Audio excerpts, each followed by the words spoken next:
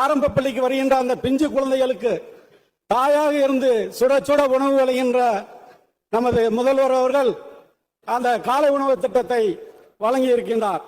அந்த காலை உணவு திட்டம் வழங்குகின்ற அந்த திட்டம் என்பது எந்த தேர்தலில் ஓட்டு போடுவதற்கு அந்த திட்டத்தை கொண்டு வந்தார் நாம் சற்று சிந்தித்து பார்க்க வேண்டும். முதல்வர் 5000 கொடுத்து விட்டார் 5000 கொடுத்து விட்டார் என்று இந்த அவையிலே கூப்பாடு போட்ட அந்த தலைவர்களெல்லாம் இன்று வரவில்லை. ஆனால் அந்த காலை உணவு திட்டத்தை ஏன் இவர்கள் பாராட்டவில்லை, பாராட்ட மனமில்லை?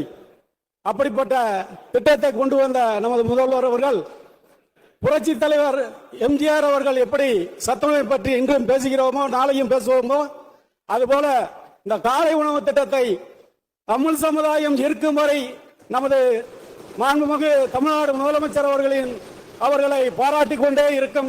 தமிழகத்தின் முதல்வராக நமது மாண்புமிகு தலைவர் மு.க. ஸ்டாலின் அவர்கள் வர வேண்டும் என்று புரட்சி தலைவர் எம்ஜிஆர் ஆசியோடும் புரட்சி தலைவி அம்மா ஆசியோடும் மீண்டும் மீண்டும் வர வேண்டும் என்று இந்த நேரத்தில் நான் அவர்களை வாழ்த்தி எங்கள் அண்ணன் OPS அவர்களின் வாழ்த்துக்களோடு நான் நன்றி கூறி